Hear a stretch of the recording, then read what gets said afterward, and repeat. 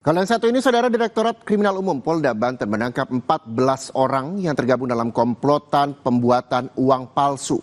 Polisi menyita barang bukti sebesar 15 juta rupiah.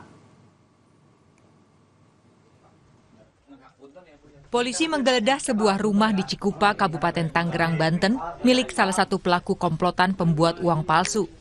Polisi menemukan ada uang palsu sebanyak 150 lembar pecahan Rp100.000 yang hendak diedarkan.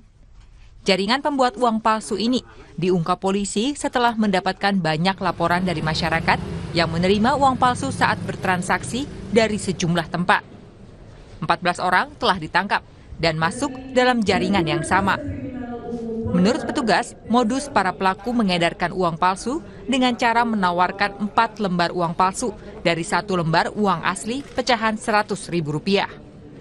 Kemudian dari Tangerang tersebut kita mengembangkan lagi asal-usul uang tersebut dan kita mengembangkan di wilayah Jawa Barat, terutama daerah Kota Bandung.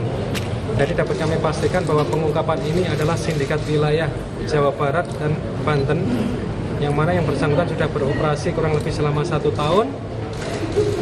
Kita berhasil menangkap mulai dari pengedarnya, kemudian perantaranya yang mencari atau pemasarannya, bahkan kita sampai si pembuatnya langsung.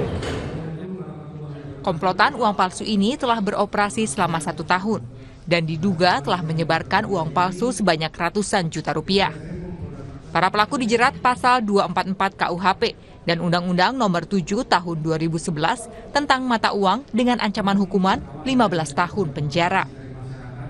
Suherdi, Kompas TV, Serang, Banten.